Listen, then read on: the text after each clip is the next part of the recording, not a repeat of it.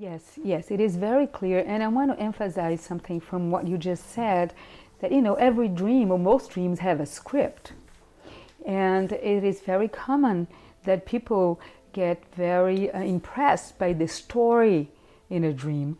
And what you're saying now is that when you embody a dream figure, when you do muscularly what happens in the dream, then you have an experience. And sometimes, or most times, the experience you have is completely different from the dream script. That you only know what really the dream is about once you embody. Well, there are two thought processes.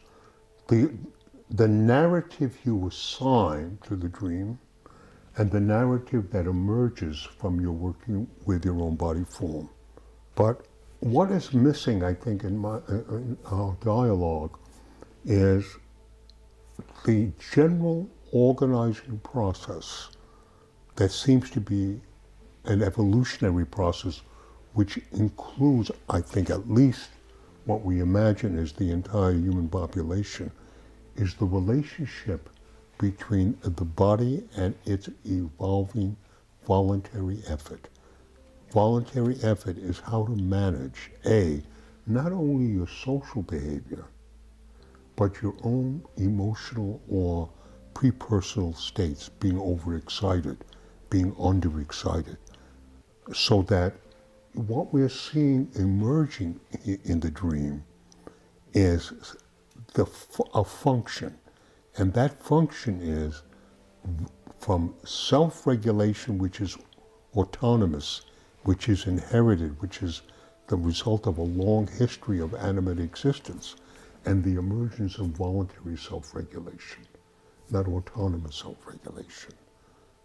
So this now is appearing in the dream as a personal challenge to the body that may find himself somewhat inadequately prepared to deal with certain situations, and how it can manage that. How does it manage with certain birth organizations which then don't fully equip you to be a runner? And how do you make up for that? What are the compensations that you have to think about practicing? So then you understand that you can now voluntarily influence yourself.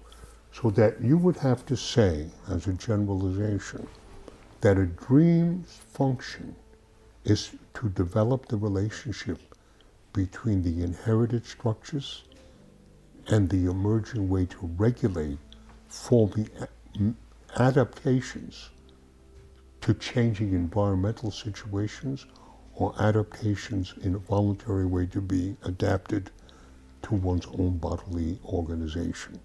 So we're seeing the relationship, in my opinion, between the subcortical organizations and the cortical organizations of a human being capable of altering its own behavior voluntarily, as well as altering its relationship to the world.